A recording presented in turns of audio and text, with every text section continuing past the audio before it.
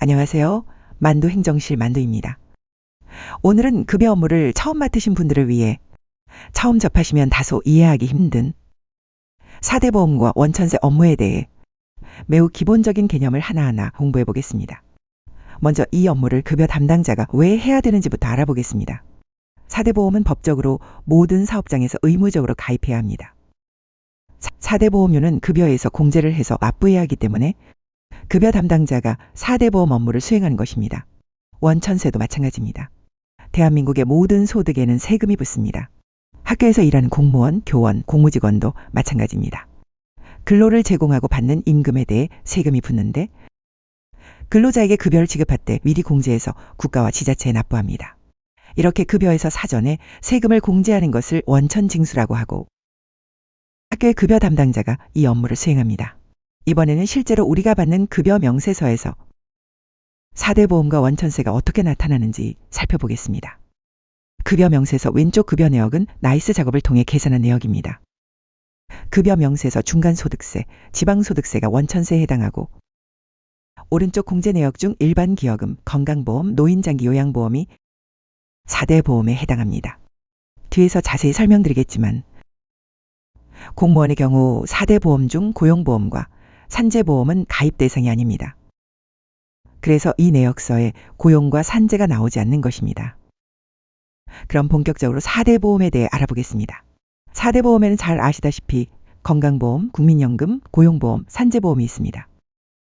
첫 번째 건강보험입니다. 우리가 가벼운 감기나 외상으로 병원에 갔을 때는 병원비가 부담스럽지 않지만 중증질환, 암, 희귀질환에 걸렸을 경우 적게는 수백만 원, 많게는 수천만 원까지 나올 수 있습니다. 건강보험은 혼자서 감당하기 힘든 병원비에 대비해 전 국민이 매달 조금씩 돈을 적립한 것을 실제 치료를 받는 분들에게 지원해주는 국가보험 시스템입니다. 보험료의 경우 본인의 보수월액, 본인이 받는 총급여에서 보험공단에서 정한 보험료 요율을 곱해서 산출합니다. 예를 들어 만두가 한 달간 받는 총급여, 보수월액이 300만 원이고 건강보험공단에서 정한 보험료 요율이 7.19%일 경우 만두가 매월 낼 건강보험료는 300만 원 곱하기 7.19%, 21만 5,700원입니다. 그런데 보험료의 경우 혼자서 내면 너무 부담스럽기 때문에 본인이 보험료의 50%를 내고 직장에서 나머지 50%를 납부합니다. 그러니까 만두의 보험료 21만 5,700원 중에서 본인 부담금 10만 7,850원, 직장 부담금 10만 7,850원이 됩니다. 노인장기 요양보험은 건강보험료 안에 포함된 보험입니다. 건강보험금의 약 13%에 해당되는 금액으로 건강보험이 질병치료를 목적으로 하는 데 반해 노인장기 요양보험은 거동이 불편한 노인의 지원이 목적입니다. 실제 진료비 영수증을 보면서 건강보험이 어떻게 적용되는지 살펴보겠습니다. 진료비 영수증에서 하단에 보시면 총진료는 10만 8,050원입니다. 그런데 보험자 부담, 즉 건강보험공단에서 9만 7,350원을 부담하여 실제로 본인이 내는 돈은 우측 하단 1,700원이 됩니다. 이번에는 국민연금입니다. 국민연금이란 우리가 재직 시, 즉 돈 벌 때 연금공단에 꼬박꼬박 돈을 내어서 적립하여 우리가 퇴직 후 돈을 안 벌 때 공단으로부터 돈을 지급받는 것을 말합니다. 퇴직 후 소득 상실의 위험에 대비하여 기본적인 생활 보장하는 국가보험 시스템입니다. 건강보험료와 마찬가지로 반띵입니다. 혼자서 보험료를 내려면 금액이 부담스럽기 때문에 개인이 50%를 내고 직장에서 50%를 납부합니다.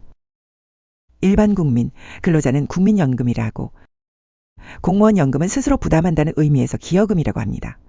이름만 다른 게 아니라 요율도 다릅니다. 국민연금은 보수월액의 9%를 납부하는 데 반해 기여금은 보수월액의 18%를 납부합니다. 반띵 개념으로 개인이 내는 요율은 국민연금 4.5%, 기여금은 9%입니다. 그럼 실제 급여 명세서에서 기여금이 적용된 것을 확인해 보겠습니다. 급여 명세서 오른쪽 상단 공제 내역을 보시면 첫 번째 일반 기여금이 있습니다.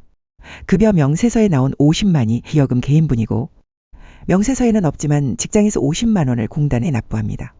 이번에는 고용보험입니다. 고용보험이란 직장을 중간에 그만두게 되었을 때, 실직당했을 때, 다음 직장을 구할 때까지 보험공단에서 생활비, 실업급여 주는 것을 말합니다. 예를 들어 만두가 회사 구조조정으로 잘렸을 때 보험공단에서 다음 직장을 구할 때까지 최대 9개월까지 생활비 지급합니다. 고용보험은 실업급여와 고용안정 및 직업능력 개발 사업으로 구성되어 있습니다.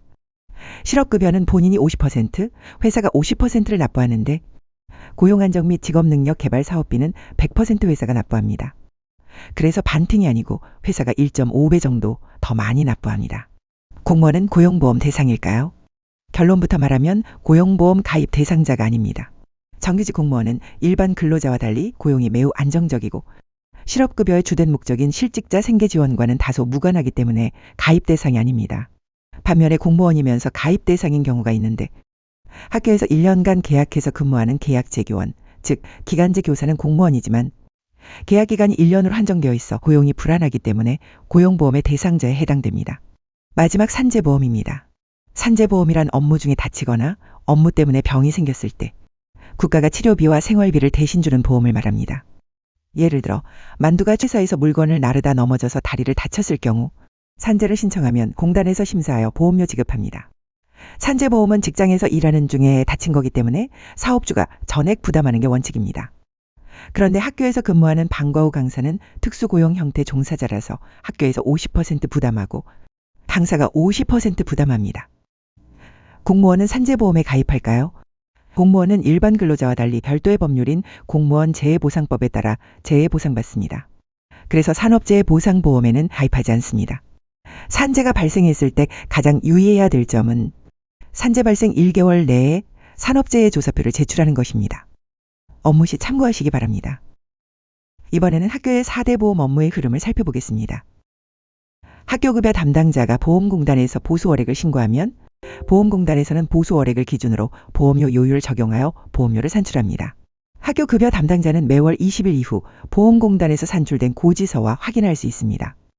부산의 경우 공무원 급여는 교원청에서 지급하고 공무직 급여는 교육청 채용직종은 학교행정지원본부에서 학교 채용직종은 학교에서 지급합니다. 지급하는 주체에서 보험금, 개인부담금과 기관부담금을 학교로 보내줍니다. 그러면 급여 담당자는 보험료 개인부담금과 기관부담금을 잘 수납하여 보험료를 납부합니다. 이번에는 원천세의 개념에 대해 알아보겠습니다. 모든 소득에는 세금이 붙습니다. 학교에서 일하는 모든 직원들도 근로를 제공하여 근로소득을 받고 근로소득에도 세금이 붙습니다. 세금은 원래 본인 납부하는 것이 원칙입니다. 그런데 국가에서는 보다 효율적으로 세금을 걷고 탈세를 방지하기 위해 직장인의 근로소득은 급여에서 바로 공제하여 세금을 납부하게 합니다. 이를 원천징수라고 하고 원천징수로 납부하는 세금을 원천세라 합니다. 이번에는 소득의 종류에 대해 알아보겠습니다. 근로소득은 근로를 제공하고 받은 대가입니다. 학교에서 일하고 급여받는 교직원들 해당됩니다. 사업소득은 독립된 자격으로 용역을 제공하고 받는 대가입니다. 자영업자, 방과 후 강사 등 해당됩니다. 기타 소득은 일시적, 우발적으로 발생하는 소득입니다. 로또 당첨, 포상금, 공무원 신분으로 다른 곳에서 일을 강의한 것 등이 해당됩니다. 퇴직소득은 퇴직 시 사용자의 부담으로 지급받는 소득입니다. 정년퇴직자, 중도퇴직자가 해당됩니다. 이번에는 학교에서 발생하는 원천세에 대해 알아보겠습니다. 먼저 학교에서 가장 큰 비중을 차지하는 근로소득세입니다. 근로소득에 대한 세금으로 학교 교직원 전체에 해당합니다. 두 번째는 사업소득세입니다. 사업소득에 대한 세금으로 방과 후 강사 등에 해당됩니다. 기타 소득에 대한 세금 일용인부, 일회성 특강료 등에 해당하는 기타 소득세, 퇴직소득에 대한 퇴직소득세가 있습니다. 마지막으로 지방소득세입니다. 소득세 10%에 해당하는 금액으로 지자체에 납부합니다. 국가가 떼가는 것 소득세, 우리 동네 지자체에서 떼가는 것 지방소득세라고 보시면 됩니다. 이번에는 원천세 업무의 흐름입니다. 첫 번째 학교 급여 담당자가 학교에서 발생한 세금을 파악합니다. 근로소득, 사업소득, 기타소득 등 학교에서 발생한 소득에 대한 세금 파악합니다. 둘째 원천세 신고 고지서 발급입니다. 급여 담당자가 1단계에서 파악한 세금을 홈택스 소득세, 위택스 지방소득세에서 직접 신고하고 고지서를 발급합니다. 급여 담당자는 급여나 강사비를 줄 때 원천세를 잘 공제해서 원천세 전용 통장인 세외통장에 입금시키고 입금시킨 돈을 학교회계 장부인 K에듀파인 시스템에 잘 입력해 줍니다. 이를 수납이라고 합니다. 이후 수납한 돈을 그대로 국세청과 구청에 납부하고 학교회계 장부인 K에듀파인 시스템에 돈을 납부한 것을 잘 입력해 줍니다. 이를 반환이라고 합니다. 오늘은 여기까지입니다. 4대 보험과 원천세의 개념에 대해 알아봤습니다.